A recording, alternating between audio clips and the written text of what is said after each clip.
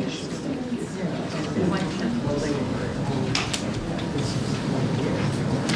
Good evening. Welcome to the Leon and Alice F. Newton Family Lecture in Jewish Studies. I'm Ann Cudd. I'm the Dean of Arts and Sciences here at BU. And I'm very pleased to have the opportunity to welcome you on behalf of the college and the Elie Wiesel Center for Jewish Studies.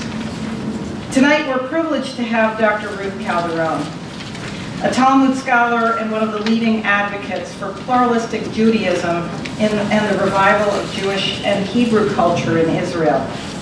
Dr. Abigail Gilman will introduce Dr. Calderon in a moment. And first, just a word about the lecture series.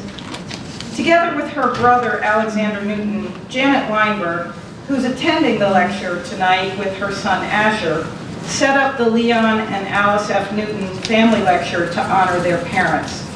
They provided this funding to Boston University because Leon, their father, went to BU and graduated from what was then the School of Management and is now, as you probably know, the Questrom School of Business. We're very grateful for the support for this lecture. And now I'd like to introduce Dr. Abigail Gilman, who is the interim director of the Elie Wiesel Center for Jewish Studies. And I'm very grateful for her service in that role. She does a lot of great things to bring together these programs and this outreach, and it's been a joy to work with her this year. She's an associate professor of Hebrew, German, and comparative literature in the Department of World Languages and Literature. Dr. Gilman's research focuses on Jewish literature and the culture of the German-speaking world. Dr. Gilman.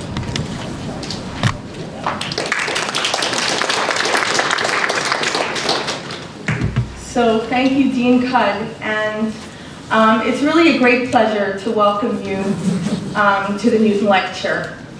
And though I'm only actually the interim director of Jewish Studies since July, I've been organizing the Newton Lecture practically since I arrived at BU, since 1995.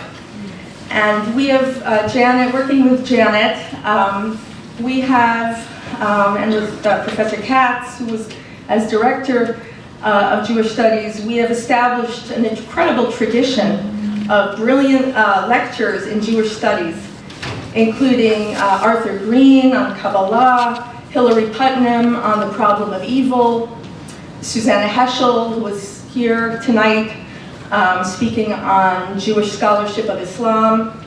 Naomi Seidman came and spoke on love and marriage in Yiddish fiction. And each of these events these events have been really some of the highlights of my work here at the university. And before I go on, I just have to say thank you both to the staff of Hillel and to the staff of the Elie Wiesel Center. So I want to thank Teresa Cooney, our administrator, who takes care of everything, always with so much grace and generosity. And Sean Andrews in the back, who's our media coordinator. Our research assistants, Tara Wegner, Blake Dickler, and Denny Budman.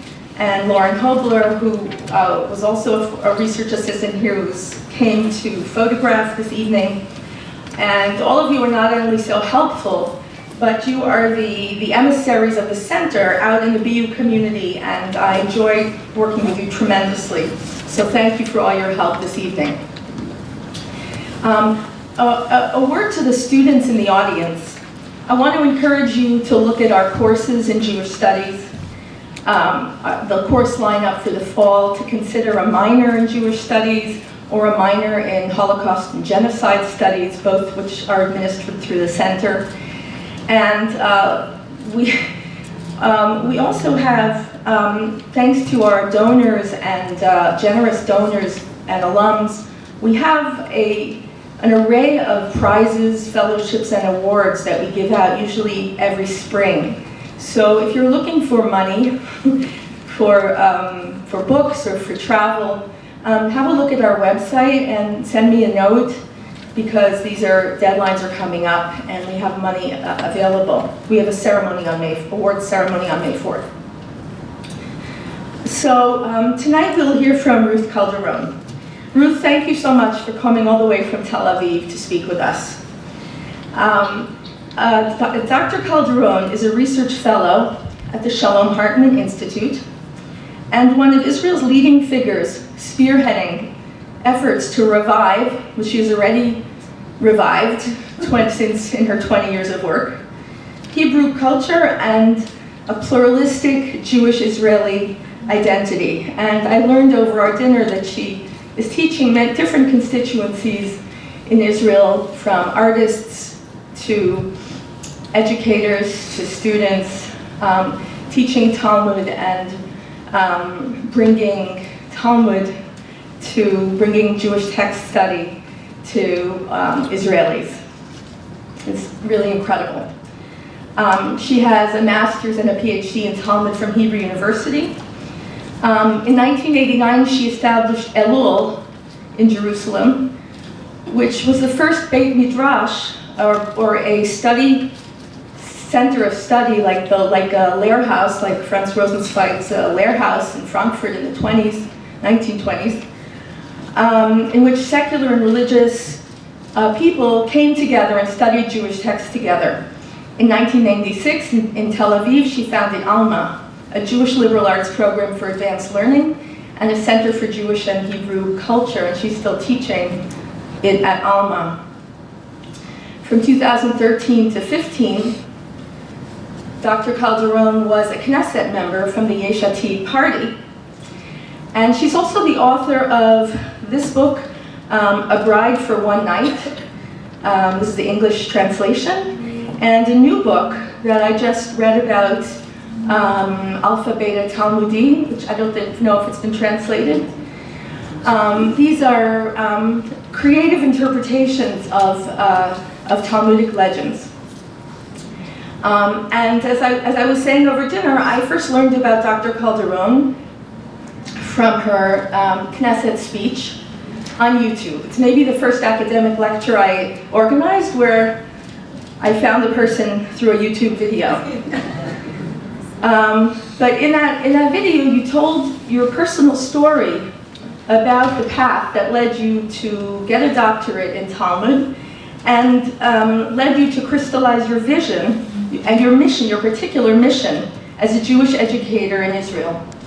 And in the speech, you pulled out the Talmud and you read, which you said you didn't know was being videotaped at all, and you read the tale of Rav Rechume and his wife.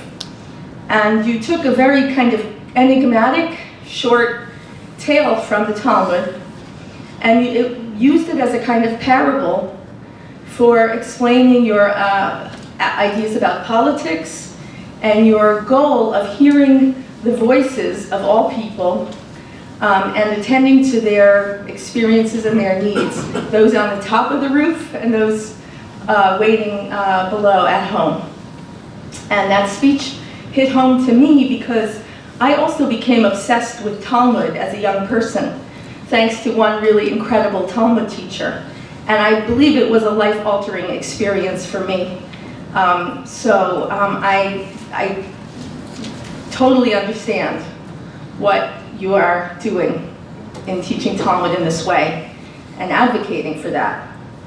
And just another word about this book. The English title is A Bride for One Night. The Hebrew title is Hashuk Habayit Halev. You follow this method of retelling short stories from the Talmud and expanding upon them in creative ways, as a storyteller and as an interpreter. And it's true that very often we hear about contemporary writers retelling stories from the Torah, or from the Bible, or from the Midrash, when we think of legends, but it is much more unusual to see someone who can take these very cryptic stories from the Talmud and make them speak to us, interpret them, and elaborate on them. So I encourage you to look into Dr. Calderon's work, and in the meantime, in the short run, I'm just so happy to welcome you to hear you speak about a really urgent topic, which is the need for religious pluralism in Israel. So please welcome Ruth Calderon.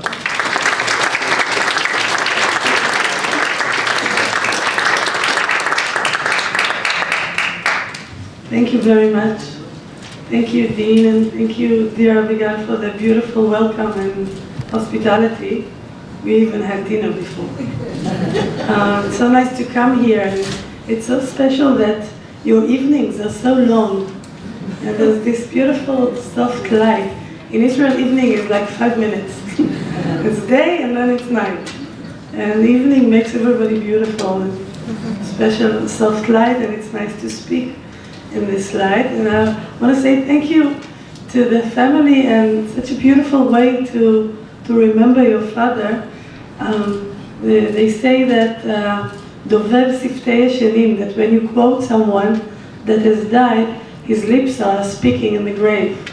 And that idea that your father gave you to donate and to make these evenings happen with real people in real evenings, that we can talk to each other, is a very beautiful way to bring him to be with us. I wanted to speak about, it's not really an academic presentation because it's so important to me in my life, and it's in some ways political, and in some ways personal for me. I want to speak about the importance of Jewish pluralism or freedom of religion in Israel, but in a simple way, I want to speak about the identity of the state. And once I joined the Knesset, which for itself was a surprise for me, and still now, when you mention it, I'm like, was it real or was it a movie I watched? I was there for 2.5 years. Very interesting. I learned a lot. I felt very honored to be there. But as you can see, I'm not, I don't know if you can see it, but I'm not a natural politician, and the fighting, the everyday, clashes were kind of challenging for me. I don't like it when people yell at me. I wasn't used to it. And the minute you join the Knesset or any parliament, everybody is angry at you, and you work for everyone, and they think that they can tell you what to do, and how come at 7 in the morning you're going shopping on my time? And once you get there, the people that work with you challenge you. So it's not easy, but it was a very important lesson in my life, and I understand today how important it is that good people will go there, because as I learned there, if you're not at the table, you're on the table, and someone else will make the decision on your life. But when I was there in the Knesset, the thing that was important to me most, and the thing that I was shocked to understand that it's completely not finished and not done, and the state of Israel is 65, it's, as we get to that age, it doesn't seem old, but still for a state, it's not the beginning. The identity of the state is still challenged in a very serious way between different opinions, and because we don't have a constitution, the Declaration of Independence said that in a few months, 3 months I think, they will finish the constitution. 65 years later, there's no understanding and no agreement about anything, and there's no constitution. And so the very question of what is this place about? What are we here to celebrate together, to live together, and what is our future together is still in question, and especially because of the challenging name of our nation. When you say Jewish, it means two different things at the same time. Jewish is a religion, like in this country is usually more talked about as a religion, and the American Jews are usually considered a religion. And it is at the same time nationality. I see myself very much as a national Jew. My Jewishness is my nationality. I remember in my grandparents' place, the candles, the Chanukiah for Hanukkah, the menorah said Medinat Israel, State of Israel on it. And it was for them the Jewish thing to say, to be part of a nation. I remember the days of every celebration of Independence Day, there's a big lighting of the masuot, how you say that, torches, And my father would sit next to me and he would have tears in his eyes and he would say to me, don't ever take for granted the fact that you have a nationality, you have a flag, you can be proud of belonging, and nobody is going to chase you home and beat you up after school. You are at home. And when I was growing up in Bulgaria, the Bulgarians had a king, the Bulgarians had a flag, they had a language, and we were always the minority, and it wasn't easy to be a minority, and that was kind of a lesson. And my mother came from Germany. You can imagine that wasn't an easy childhood. She was, as I said then, she was redhead, which was kind of standing out, left-handed, so they tied her hand so she'll write with the right hand, and Jewish. In the 40s, it wasn't an easy start. And both of them were very proud of our nationality. We had a flag. I still put a flag every Independence Day and so on. In America, it's not, again, so I'll go back to Israel and then I'll come back here. When people are questioning what the state of Israel is, some of them want to talk about the state as a Jewish state, meaning a state of the Jewish religion, and therefore they say, how can you even imagine a Jewish state when there's bread on Passover? How can you imagine a Jewish state and there are buses on Saturday? But as we know, when the Declaration of Independence was written, it said, Bait Leumi La'am HaYehudi Be'eretz Yisrael, a Jewish homeland for the Jewish, national homeland, Bait Leumi, for the Jewish people in the land of Israel. So Israel was established by the founding fathers and mothers not as a religious state and not as a state for Israelis.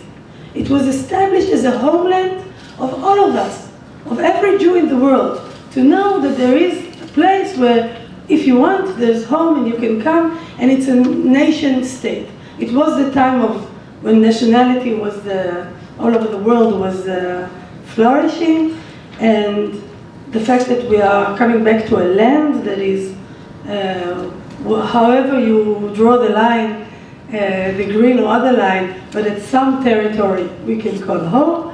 We have a flag, we have a national anthem, we have a language that we come back to and not just read on Shabbat or holidays, not only in the synagogue, but the totality of the public space in Israel is Jewish in a national sense. And those people were, most of the founders of the state were not religious founders, but national founders. And within them, there are two voices. I'm trying to explain why it's so complicated and why after 65 years we don't exactly know who we are and we still don't have freedom of religion. There was the voice of Benjamin Zev Herzl, the political Zionism, that is very well known, and he said, as a journalist that saw the Dreyfus trial and saw anti-Semitism, and he said there will not be a solution for the difficult situation of the Jews until they will have a homeland like everyone else. And he thought that all the Jews in the world will come to the land of Israel and to Eretz Israel, and they will be home, and nobody will be against them anymore. That, of course, didn't happen. Not all the Jews of the world live in Israel, but because of the Holocaust, there was the Herzlian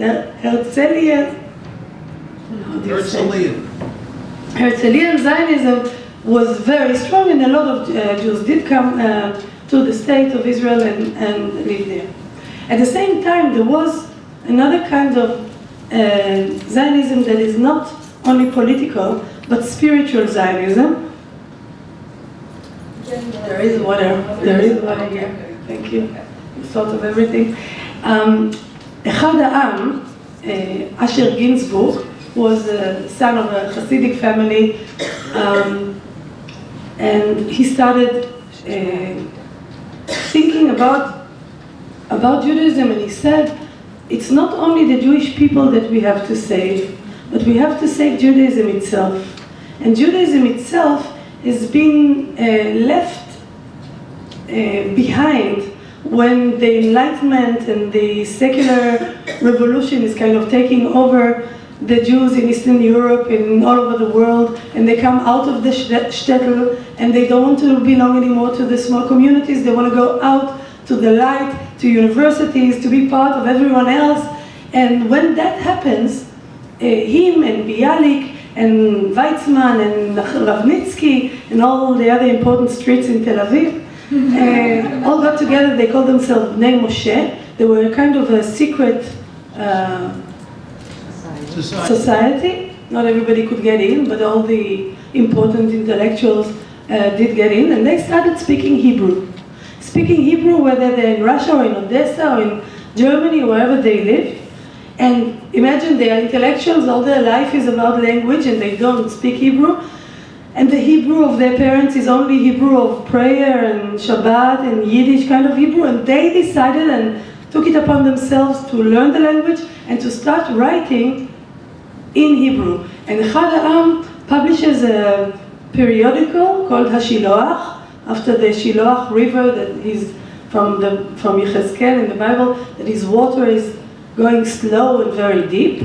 He connects with Vysotsky from the tea, who becomes a very rich man in London, and he publishes the Shiloach periodical for him.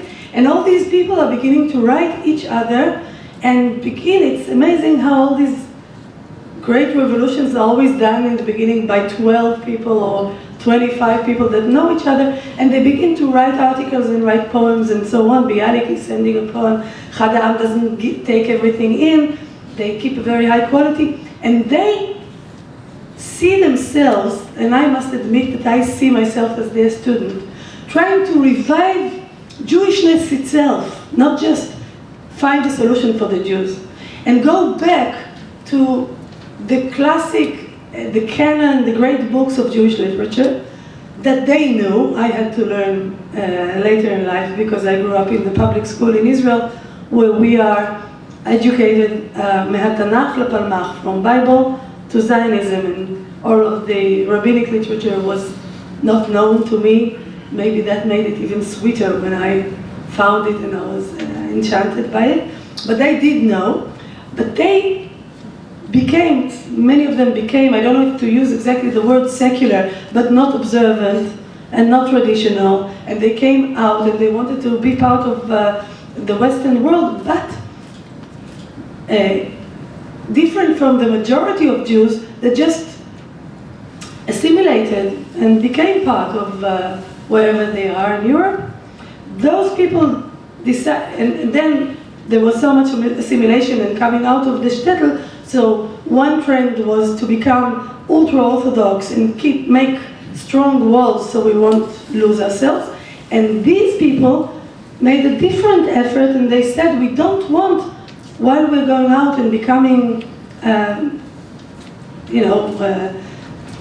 intellectual Western people and part of the normal kind of culture, we don't want to lose our Judaism, and we want to reinterpret it. We want to lidrosh אותה, we want to think about it again in ways that will be relevant for us today. And they started writing and interpreting and publishing and doing a lot of work. And Echad Ha'am, this Asher Ginsburg said, not all the Jews will come to Israel, but Israel could be a center, a cultural center, where this Judaism will be revived to the point that it will be relevant to young people that will choose to be Jews, not have to be Jews, or not anti-Semitism chasing them to be Jews, or not the shtetl and their parents. They will choose it because there's so much meaningful ideals, values, traditions, rituals, that you don't have to, if you want to own it, you don't have to own it the way it used to be practiced. You can take it like the old vessels and fill them up with new ideals, and some of the things you can decide whether you take on or not, and so on. And they started this amazing project that they called spiritual Zionism, in Hebrew, Tzionut Ruchanit. As it usually happens with intellectuals, they were not the majority. They were the elite group that went on doing this work and working on the Hebrew, and some of them slowly and gradually most of them came to Israel. And Israel did become, and still is, and in my view, we talk a lot about defense in Israel and that the army is strong. We talk about high tech, that it's the startup nation. We talk about economy. But the thing that, if you ask me, is the one most amazing product of 65 years of Israeli sovereignty is what I call the Jewish snow globe. We don't have snow, but the snow globe is a cultural envelope that you are born into when you are an Israeli. And without any effort, without even being aware of it, your life is covered, or you're marinated in Jewish language, in Jewish names, in Jewish streets, in Jewish graffiti. In order to understand the graffiti, you need to understand what it's quoting and what is the joke. Like, Herzl said, Im tirtzu, en zo agada. If you want, it's not a legend. So the graffiti in the market in Shuk in Tel Aviv, you see Herzl and it says, לא רוצים, לא צריך. You don't wish it, אז לא צריך, so you won't get it. Now, if you don't know that Herzl said, Im tirtzu, en zo agada, it's not funny. So it's kind of, when the graffiti person can joke with you, it means that you live in a snow globe. That he knows that you studied it in class, that you went to school and, you heard about it like 100 times. The time in Israel, although, we know it's April, and we know that the years in the West begin in January, but the time in Israel is Jewish. Meaning, even people that are not observant or halachic, I don't want to use. Someone taught me in Palo Alto last week to stop saying that I'm secular. I usually say proudly that I'm a secular Jew. And she said to me that I'm leaving the word religious to the Orthodox. And I should own the word. So I can't do it just yet, but I'm not saying secular anymore. I'm saying not observant and not halachic. So even all of us, the community that I grew up in that is not observant and not halachic, not visiting the synagogues. Maybe on Yom Kippur we come outside to meet friends, but we usually don't go in.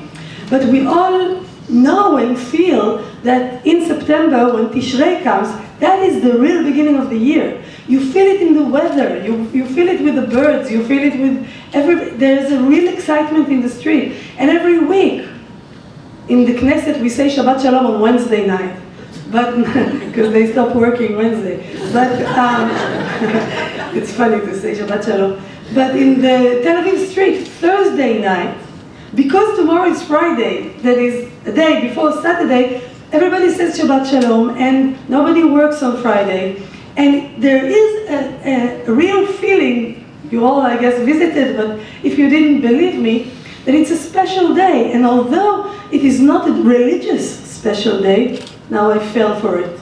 It's not an Orthodox religious special day, but the morning of Friday is the morning of the big editions of the papers that will not appear on Saturday, because you get nothing on Saturday. Saturday everything is closed and everybody rests.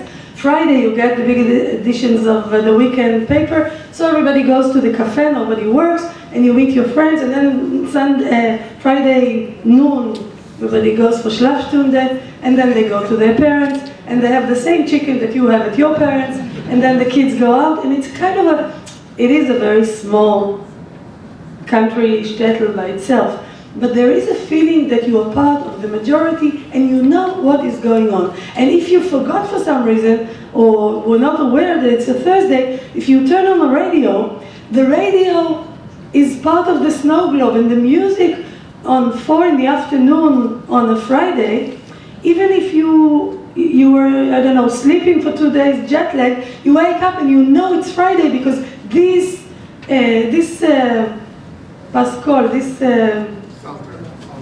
soundtrack is the Friday soundtrack, as opposed to the Saturday morning one.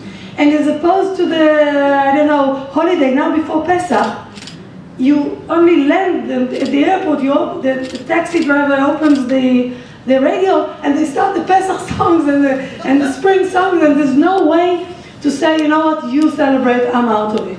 You open television, and television has all the Friday, and it won't be a religious, let's talk about Judaism kind of program, but it will be a cooking program, because cooking is Friday after, because everybody has a kiddush, and so it's kind of, you grow up, and when Hanukkah happens, all the kids come out with the candle, and when Tu B'Shvat happens, they come out with a little tree, and it is the culture of the public space. In this country, public space is supposed to be inclusive and transparent. It is not of one religion, but everybody that wishes goes to their community and celebrates their private holidays. You will not have an ad on a bus in New York to celebrate, Hanukkah or Shabbat. In Israel, it is a very natural thing because the public space, the birds themselves in the street sing the holiday song.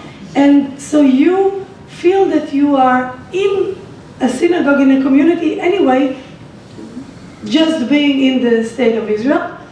The land, as I said, all the places, you can't walk in a place that is not historic or important, or, you can't just sit outside and have a cup of coffee. You feel that 2,000 years of Jewish history is always on your shoulders, and everything you do is symbolic and important because you live in a small place where everything either happened in the biblical time or in the Talmudic time or in one of the wars, and you are always named after someone from here or from there. Everything is kind of, there's no way to just be just someone. The weather even, here you say, you pray for the rain at a certain point when the synagogue begins to pray. In Israel, you can't stand the heat anymore and you are dying for the trees to be washed. You really pray for rain even if you don't pray. There's an alignment between the story, the place, the weather, and the year. When you celebrate the year of gathering the fruit, the market is full of fruit. When you celebrate Hanukkah, it's really dark. And in that sense, most of us are so ignorant of even knowing that there could be a Jewish life outside of this bath that we are marinated in. And when an Israeli, like myself, leaves the snow globe, and I was taken out when I was about 13, 14, my father was a scientist and entomologist, and we went to Australia. And I was the only Jewish kid in Canberra High School. And the kids started asking me, what is this Magen David? Is it the witch's sign? What are you celebrating? And I realized when they started asking that I don't know. I live it like a duck lives in his mud, but doesn't know that he's a duck. I didn't know that. We didn't study about it, we lived it. It was kind of, the country works like that, and you don't realize that that's not. I remember once I came to New York and it was Friday, and I looked at my watch and it was like 6, and I'm like, what's going on? Where's everybody? They don't go home. It's like the bus doesn't stop. How could it be that the public space is not supporting my feeling? So that, I think, is one of the successes of those people, the spiritual Judaism, spiritual Zionism of Echad Ha'am, that wanted to build a kind of Jewishness that will be alive and interesting and deep and exciting, not only for religious Jews. That, of course, religious Jews in Israel have all of that, and extra have also their synagogues and celebrations and rituals and rabbinics and all of that. Now, I'm trying to explain why are we so complicated with our identity. So this was the way that the state was established, and this is what's written in the Declaration of Independence.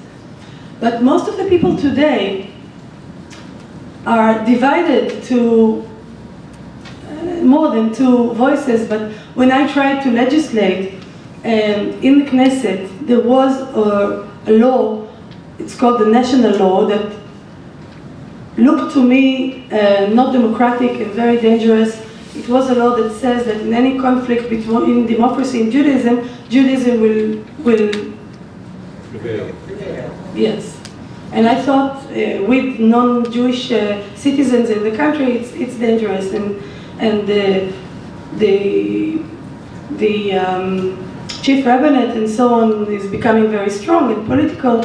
I thought that's wrong, and I tried to legislate that the Declaration of Independence itself will be a basic law, a law that is stronger than a civil law, or will be the preface of a one day to be constitution. And I was quite shocked to understand that I don't have a majority within the Knesset members of Israel that would sign again on the Declaration of Independence. And that is because it says there, complete equality to all citizens with no difference of gender, origin, nationality, and so on.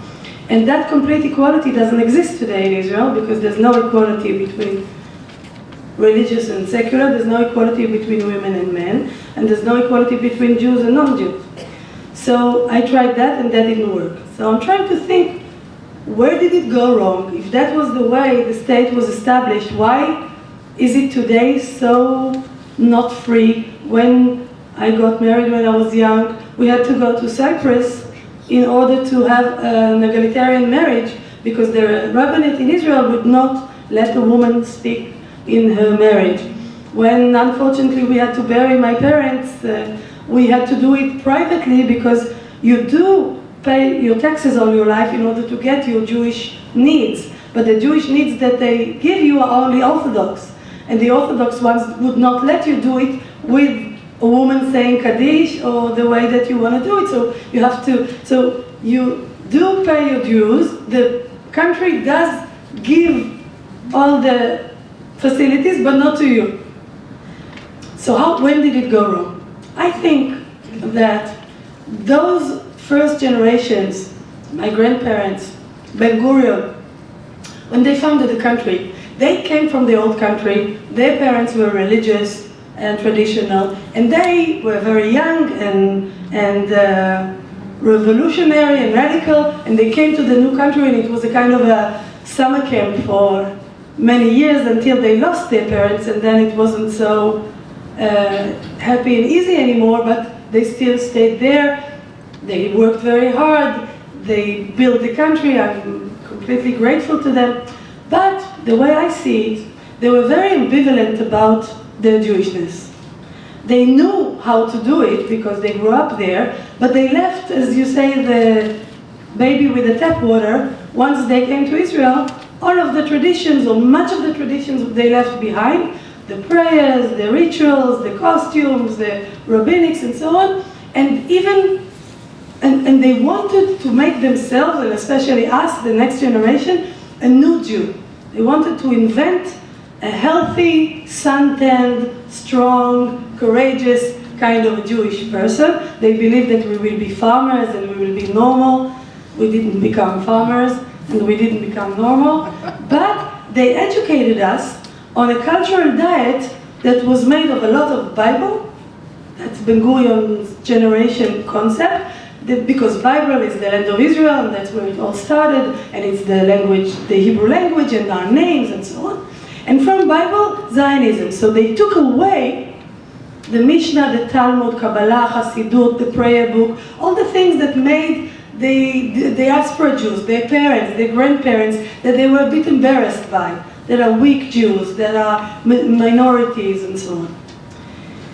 And when Ben-Gurion did all of that, he gave the authority for marriage and divorce, for conversion, and for anything that is officially Jewish to the ultra-Orthodox.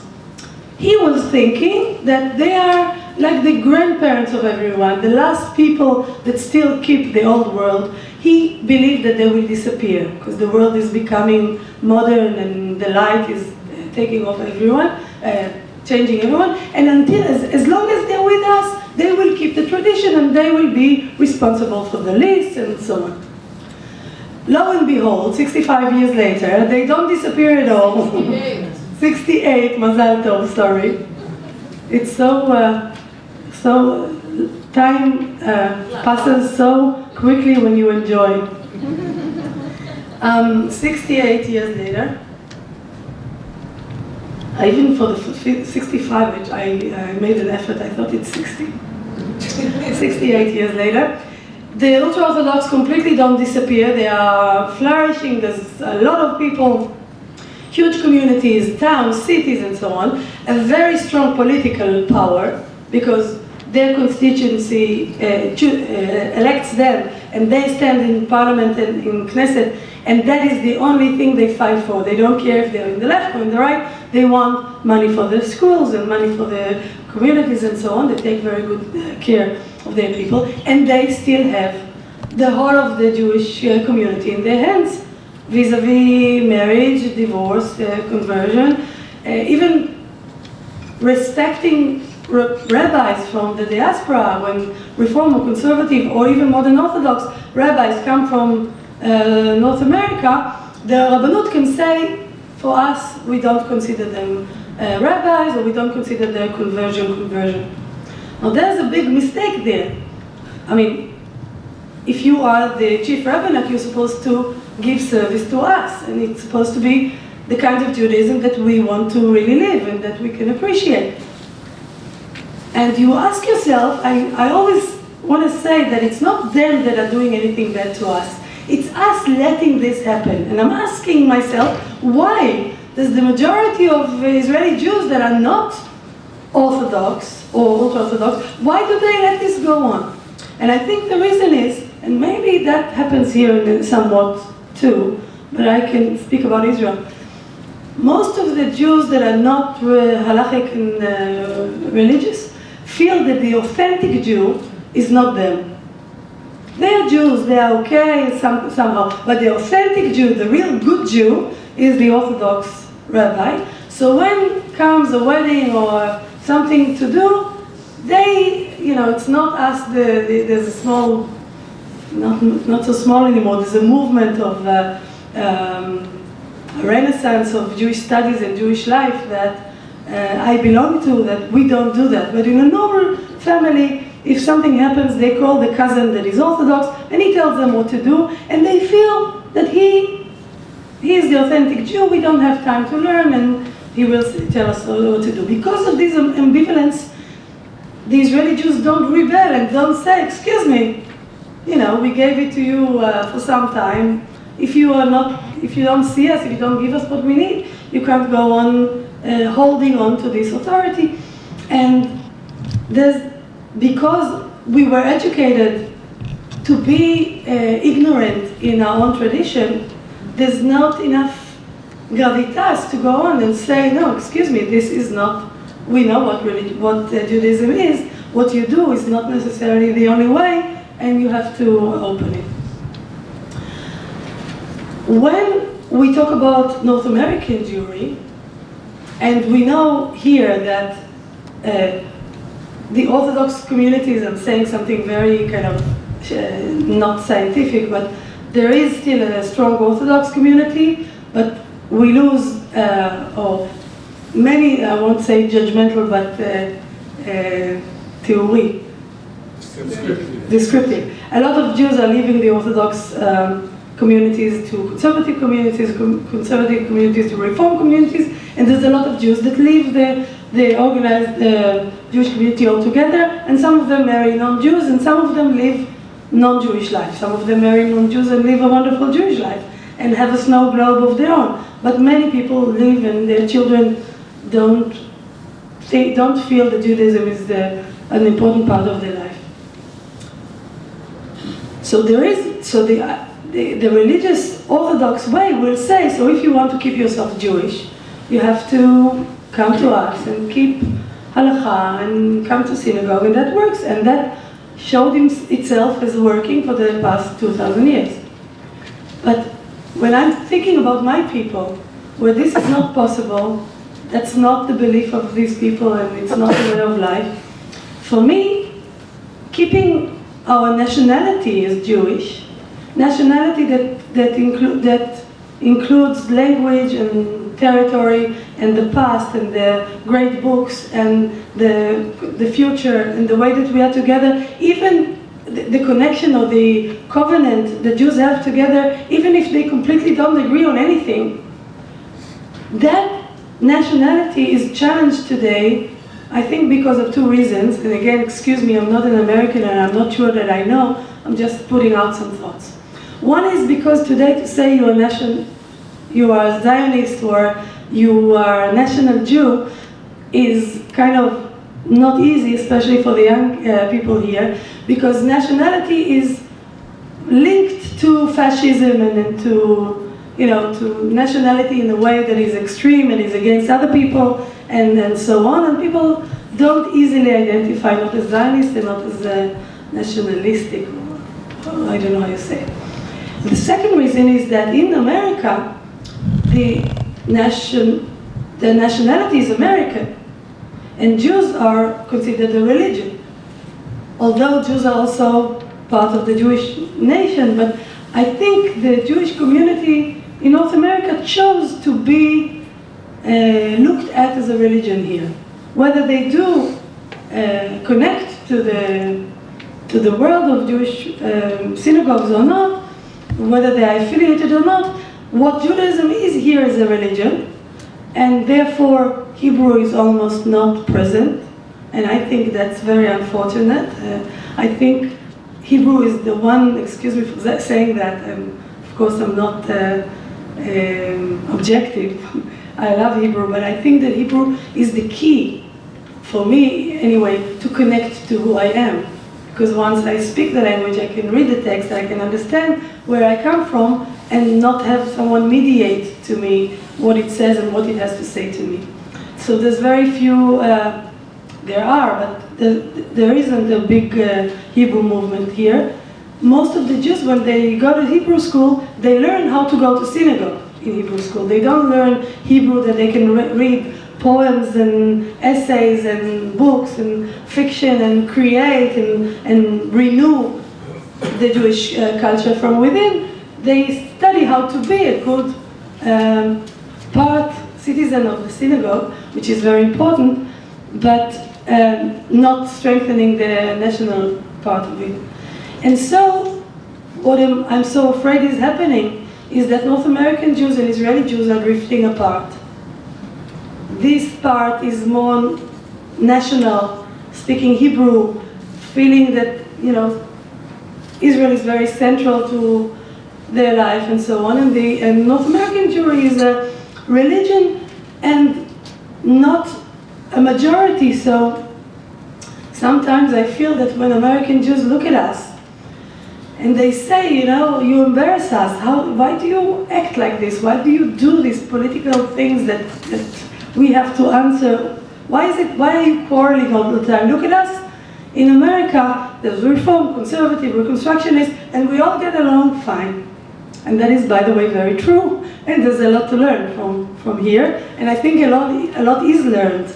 And a lot of things that came from this country is influencing Israel. But we have to remember that the big difference between being an American Jew and being an Israeli Jew is that in America, you can live and open another minyan. You can go to the other room. If you don't like these people, they are doing Shabbat in a way that you are really, you don't connect. You say, we'll see you at lunch. And you go to the other room with people that you do identify with. The problem, the challenge and the beauty of the Zionist project is that it's total. There's no other room. What we make decisions about is the public space. There's only one. If you decide that the radio will work on Shabbat, then the people that want it to not work can't go to the other room. If you decide that everybody will eat kosher on El Al, I have to eat pudding without, dessert without milk, although I would rather have milk, but there's only one El Al. If you go to the army, it's not a religious thing at all, but the army base has Orthodox people, ultra-Orthodox people, women, secular people, conservative, reform, but the whoever is in charge, the commander of the base, has to decide what you do on Friday night, what do you give people to eat, what kind of kosher do you choose, and usually the firmest common denominator is taking the whole space. Usually it's easier to say, they don't care so much, and he cares a lot, so let's all eat cold, glatt chicken, and everybody will be happy. So that is one option, but then I get frustrated and I say, no, there are other ways, there are many ways to be Jewish, and let's argue, but it can't be that always I have to be a guest in your house. The whole idea of being a Zionist is that I'm not a guest anymore, I'm at home. But once you are at home and you have to cook dinner and you have, 6 million kids that each eats differently, you have to make very many different dishes every dinner, and it's impossible and difficult. What will we teach in school? If the public school is one, my dream was that we'll study together, religious and non-religious, and we'll meet each other and we'll have disputes like the Jewish tradition so beautifully came up with the concept of machloket, dispute, that in order to learn the truth you need someone that doesn't agree with you, to fight with you, and through that you will understand the truth, and not like on Facebook that you only have your friends, and if somebody bothers you, you unfriend them, and you hear your views again and again, and you see the pictures of your friends' kids, and you think the world is very easy, but what we learn from the Talmud is that dispute makes us smart, that you have to not just be patient about someone else's view, but look for someone else that is as strong as you and looks at things completely different, and with him you start the work in order to get deep to the truth. I want to read the text with you and take it from there.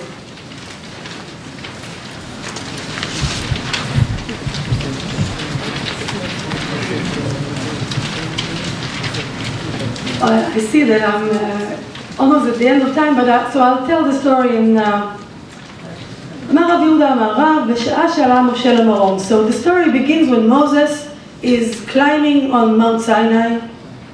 That biblical Moses with a garabia, with a beard, with a stick, the classic Moses. He's climbing 40 days and 40 nights to get to meet God in the top of Mount Sinai and receive the Torah. Now we know that a man cannot meet God. Even Moses, he asked God to show him himself, but they can't really, it's not a friend that you meet. So as biblical Jews, we are looking at this. If it was a film, you see Moses climbing up and you try to imagine what will be up there, fire, cloud, what will happen? How will he receive the Torah? So the Talmud tells the story. So Moses is climbing up, he gets to the top, and he sees מצאו לקדוש ברוך הוא שיושב וקושר כתרים לאותיות. He sees God, blessed be him, sitting and kosher, tying crowns to the letters. Now, God is not sitting. That's a complete forbidden thought. God is not a carpenter or a shoemaker that sits and does his job. So the picture is radical and wild. Imagine Moses. He knows that he's not supposed to see God, and suddenly he sees God. And not only that he sees God as a little, not little, as a Baal Melacha, as a craftsman, sitting, and we know there's no sitting above, sitting, and he's still working on the letters. It's very beautiful, the terminology of putting crowns on their heads. But usually it was understood as a scribe that is decorating the noon has a kind of a crown. So Moses is shocked. He speaks to God and he says, Master of the universe, you created the whole world in 7 days. I'm walking here 40 days and 40 nights. And you were supposed to finish 10 commandments. And you're still not done? Like, why does it take you so long? 10 commandments. Most of them are cut paste. I mean, it's not like you created the ocean, you created the mountains, you created the fish, you created human beings. This is only writing 10 commandments. So what, he doesn't ask him what takes you so long, he asks him, whom is it that you work so deliberately for? Who is it that, for whom are you working so long? So God answers, and I think, I allow myself my interpretation here, I think that, what does Moses want to hear from God? For you, Moses. For you, my beloved, my partner. They speak to each other in the Bible like two parents with children. Your children, your children.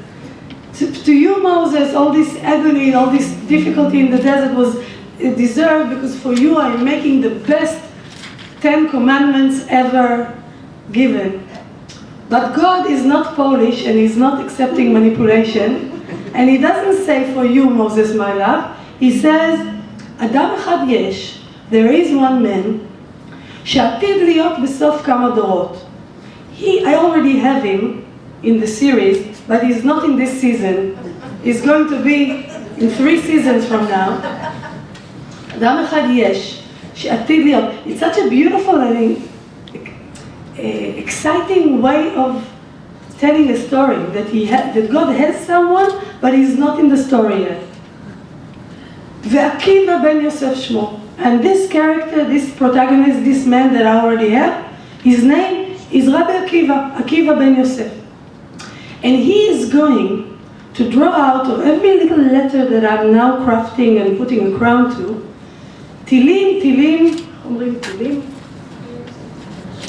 piles and piles of interpretation, of halachot, of law. So what God says is, it looks to you like I'm just writing letters.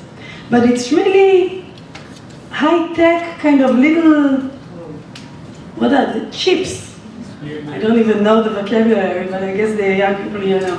I'm putting these little chips in the letters that you, Moses, will not understand. You will only understand what's written. But one day, my Rabbi Akiva is going to bring out of them, he will have the machinery, he will have the iPhone 700, and he will be able to draw out of those 10 commandments piles and piles of halachot. And that's why I'm not just writing 10 commandments, I'm writing the whole Torah in a secret way into the letter. Now Moses, if he wanted before God to say, I'm doing everything to you, and now he hears that there's someone else, what does he feel?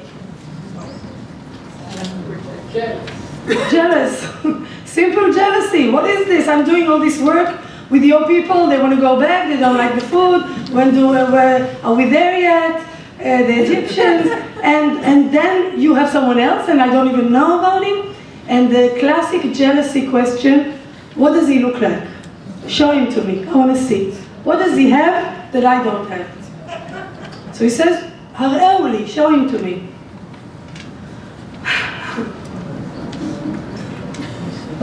So God says, okay, I'll show him to you. חזור לאחוריך. I need the microphone. In normal life, we think of going forward, going to the future, going forward, and going to the past, going backwards, right? But in Jewish culture, we go to the future backwards. So we see what happened before, and we don't see what the future. That's why אחרית הימים, the end of time, אחרית הימים is מאחור, is the future. And מקדם is מקדימה, what happened before. The opposite, you go backwards. As if you were sitting on a truck in the field and someone else is driving and you see the field. And it makes a lot of sense because you see all your life, you don't see the future. But as the older you get, you have more perspective. It's a beautiful concept of time. So God says, go backwards, meaning go where? To the future. Back to the future. That was the original. So God says, go back to the future, puff, like what was it, in the 70s of time, the kid with the man. Anyway, he goes to the future, he gets to 1st century, and he sees Rabbi Akiva in his study hall, in his Bet Midrash, with his students. And he's sitting with his galabia and the stick and the long beard, and he doesn't understand the word they're saying. They're doing sophisticated rabbinic, interpretations, and they ask and they answer. And Moshe Rabbeinu is sitting in the 8th row, where the kids with difficulty. Today we put them in the first row, but in old times they would be in the 8th row. It's like the worst place to sit. He sits with them, and he loses he breaks down, and he says, what am I working so hard for? If these people, these Reform Jews, are going to take my Torah and change it so much that I don't understand what they're talking about. So he's sitting there, chalash da'ato, his mind weakened. Suddenly one of the students asked Rabbi Akiva, Rabbi Akiva, this thing that you taught us, what's the pasuk, what's the verse that proves it? And Rabbi Akiva answers, this one I don't have a verse for. This one we get in tradition, halacha leMoshe miSinai. We got it straight from Moses in Sinai. Moses hears his name. He says, okay, so maybe they went far out, but they are connected to me, they didn't forget me, and he recovers. He comes back to God, and he says to him, okay, you showed me his Torah, now show me his reward. If he's so close to you, what became of him? God says to him, go backwards. Again, to the future. He jumps backwards, and he sees the torture of Rabbi Akiva when he was executed by the Romans, and they plow his body with iron combs. And it's a terrible Holocaust picture. And Moshe and Moses comes back to God and says, God, this is his Torah and this is his reward. There's no justice here. And God says, shut up. I'm sorry, I missed one shut up in the first time when he says, if you have such a wonderful man, why do you give Torah to me? God says to him, shut up. This is the way I'm having it. And now the second time after he sees him executed, he comes back and he says, Zot Torah v'zot schara, and God says again, shut up. This is the way that it came about to me. It's kind of very interesting. It's not, God doesn't say this is the way I want it, he says this is the way it is, as if God himself is not completely free in that sense. I'm bringing about this story to say that the work that I do, and I will stop after that and I'll be happy to talk to you and to have questions. The work that I do, understanding my work at Alma and at Elul and at Hartman and at Mandel as following those people of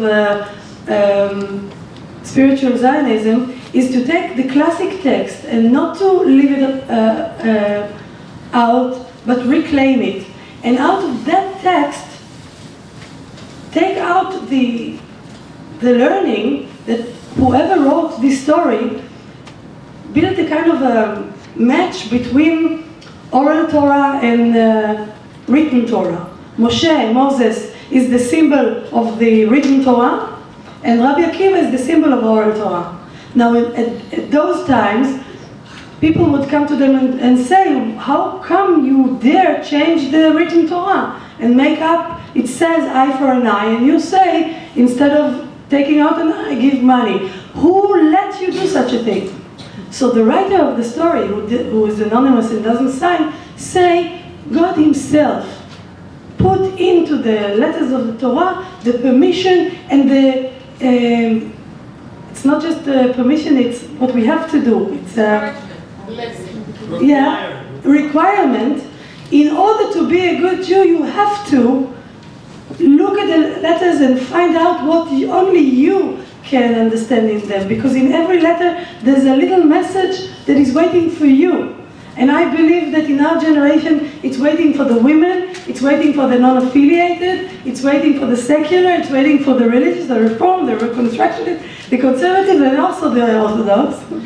But not only, and that once you go back to this text that I just find amazing, again, I'm not objective about it, but you see that the writer himself is all for changing and going forward and having courage to meet God, to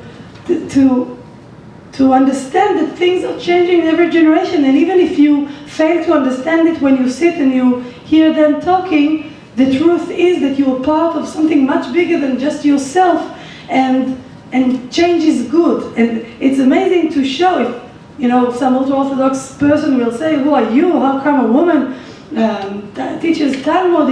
It's completely new, it never happened. You see that the text itself says that the right way to do it is to do things that never happened. And if Moses would come to the Yeshiva of Rabbi Akiva and find little Mosesing doing the same thing that he did, it's a failure. So I'll stop at that. Of course, it's like talking about my children. I always have too much to say, but I want to say, first of all, thank you for listening, and I'll be very happy to open the conversation.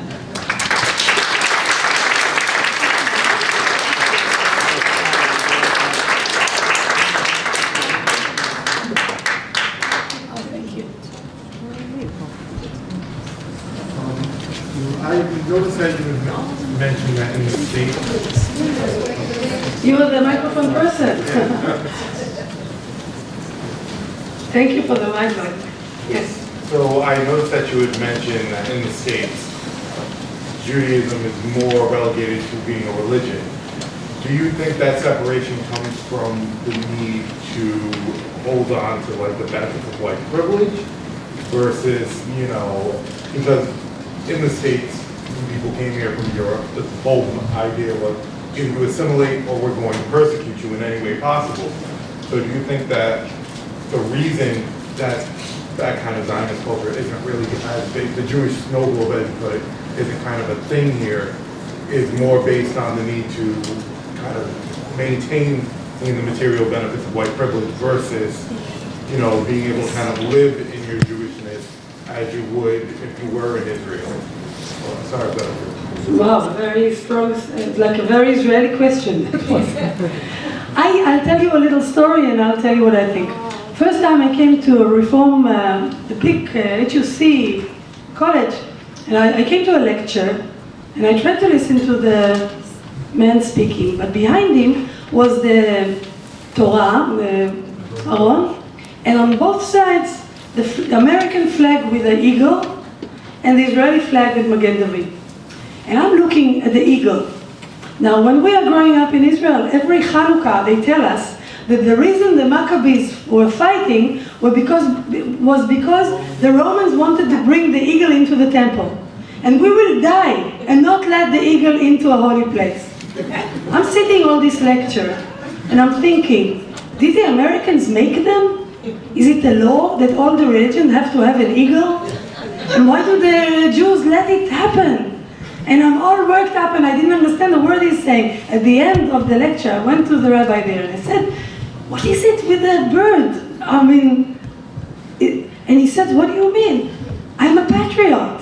And I love the flag of American flag. And I'm proud to have it in the synagogue. And all the time I thought, it's near the Sefer Torah, the eagle. And like I saw this crazy drama. And he says to me, no, I'm an American patriot and I love the flag. So what I learned being here is, it really is, I think, maybe the best time ever of Jewish people not in the land of Israel. And I think the Jews here appreciate it and want to be part of American patriotism and do celebrate their Americanism. But when you do that, you can't be at the same time, you know, celebrate 4th of July and then celebrate independence again. You can, but it's a bit, it itches.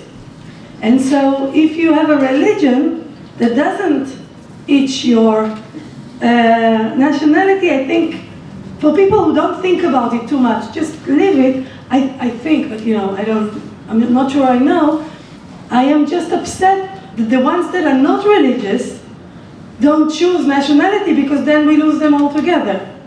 And I think there is a snow globe that is, I find it difficult to live outside the snow globe or not. Wherever I am, I'm building myself a little private snow globe, which makes my life more meaningful. Because it's not just me. And Friday is not just the day.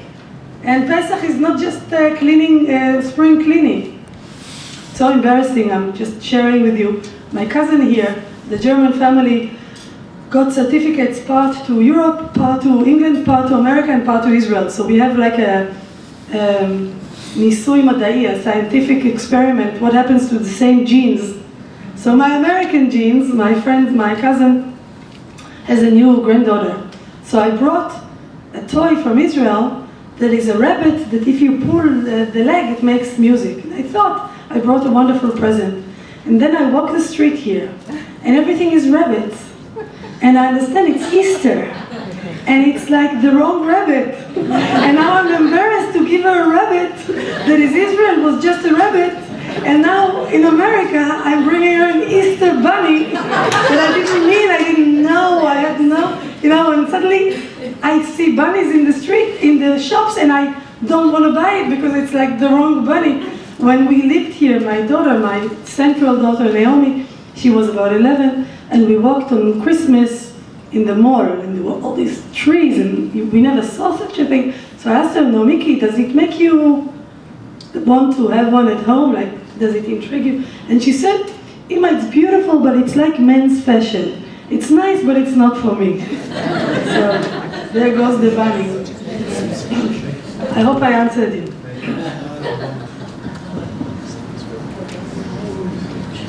Polite audience. Yes, please.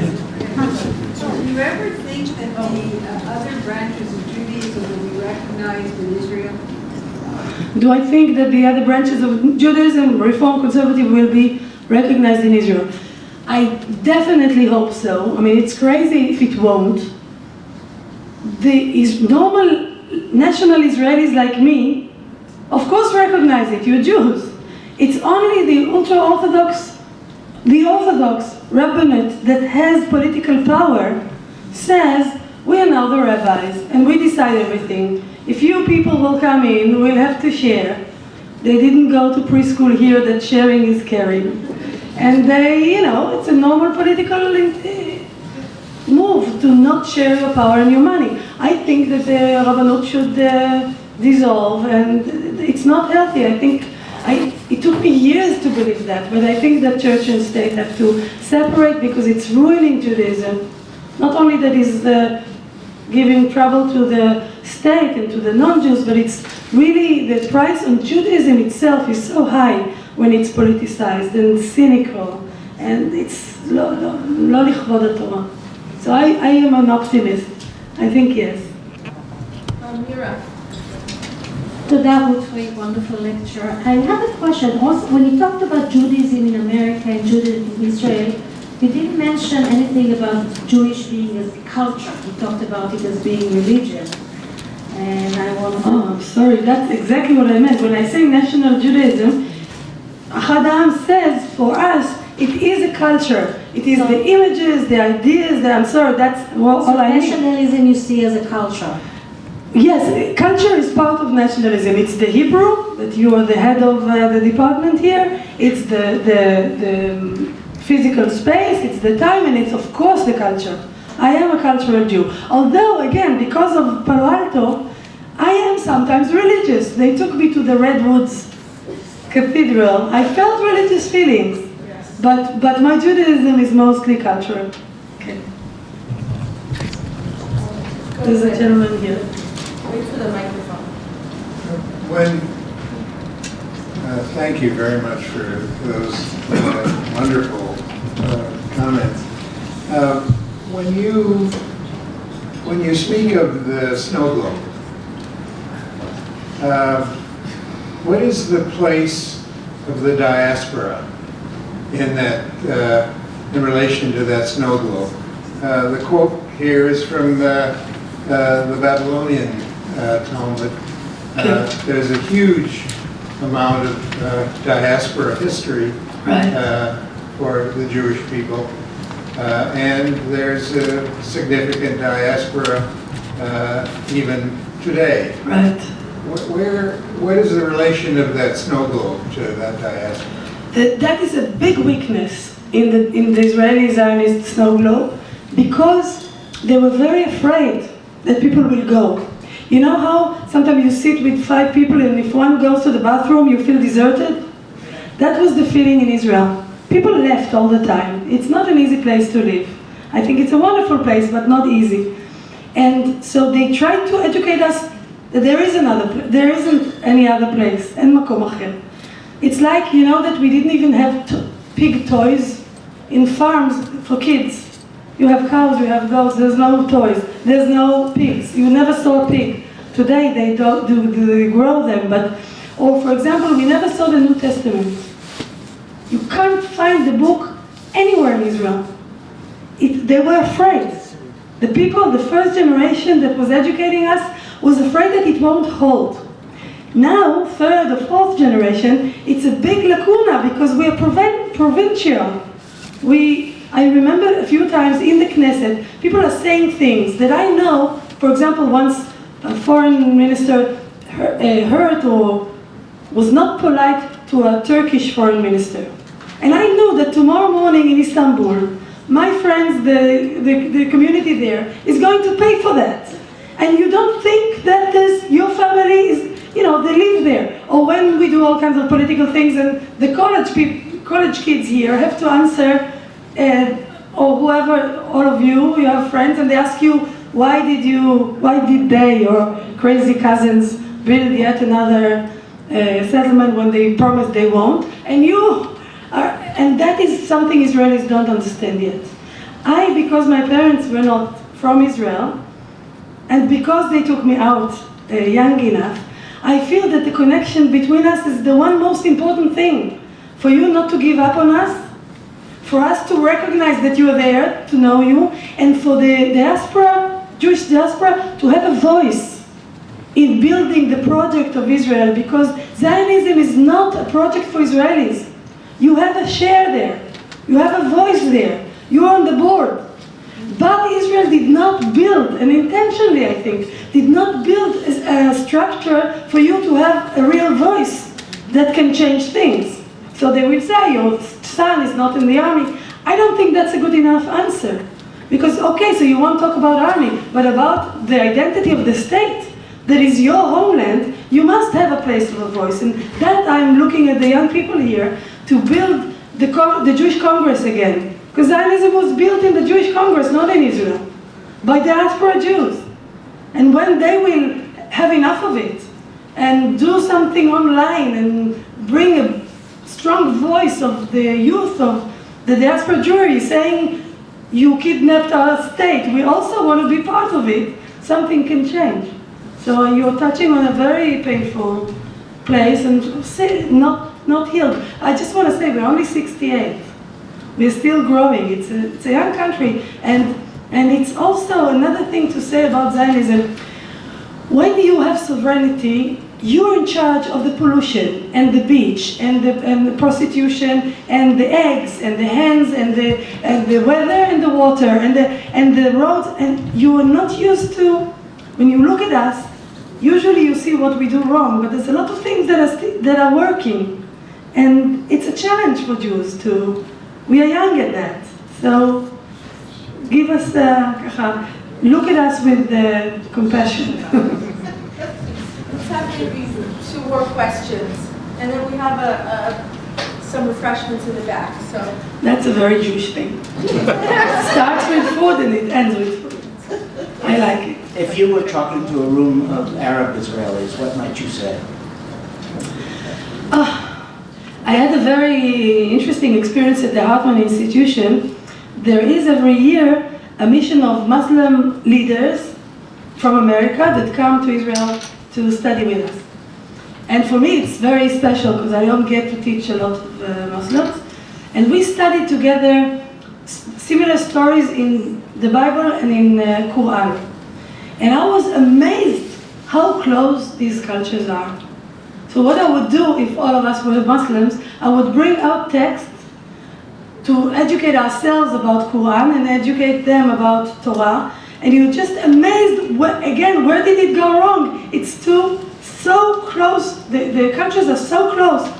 When I was teaching them once about the death of Rabbi Akiva, that we talked about today, when he was killed, he yelled, Shema Yisrael, Adonai Eloheinu, Adonai Echad, and he said Echad, one, very long one, and his soul went up.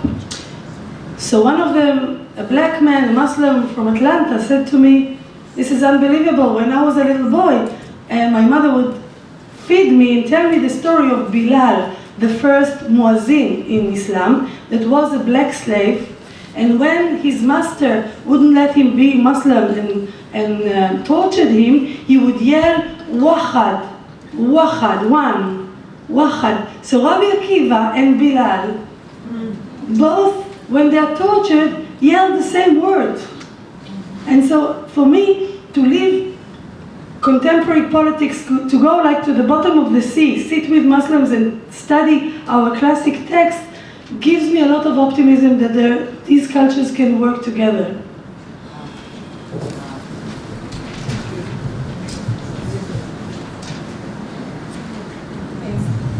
Because the Judaism in Israel is cultural rather than religious, I find that when Israelis come here, they don't want to practice religion. Many of them are very angry about religion, and now they have nothing because they don't have the society around them that supports them. Right. And they don't want to come to the synagogue because they have some very negative connections. Right, right. That's so true. I think that's maybe the most important thing that is happening today. I'm coming from Palo Alto, where there's a huge Israeli community, exactly what you described. There are today almost 1 million Israelis, Israeli Americans. They call themselves Israeli Americans. And as you say, I'm going to say something that sounds strange. Israelis are Catholic Jews, and Americans are Protestant Jews. The whole, as you say, we are angry. And the synagogue is like, I remember the first year we came here for 3 years, and it was Yom Kippur. Now in Israel, secular Jews, you will kill them, they will not drive. It's like there's a commitment, nobody drives. The first year I understood we have to drive in order to get to shul. So we wore white like we do in Israel, and we wore sneakers like we do in Israel, and we drove to shul, which was for us dramatic.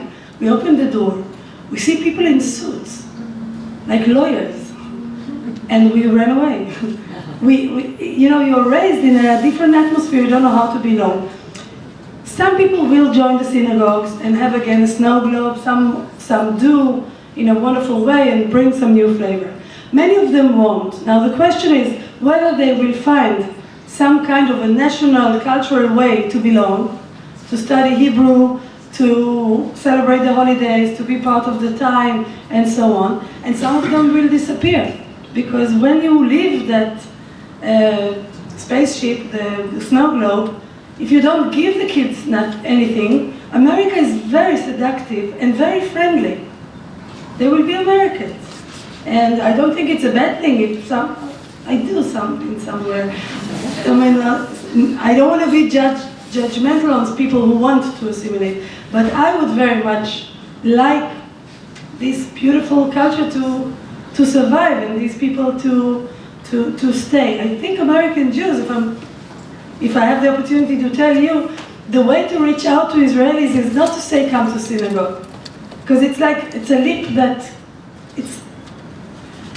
but it is to say let's do together Independence Day, Memorial Day, Tu B'Shvat, which is not a synagogue day. You don't celebrate it so much. I did here Tikkun Leil Shavuot, a whole night study session. We had 3,500 people come in New York. Half of them were Israelis, because to study all night on Shavuot is a fun thing to do, and they were happy to come to the JCC.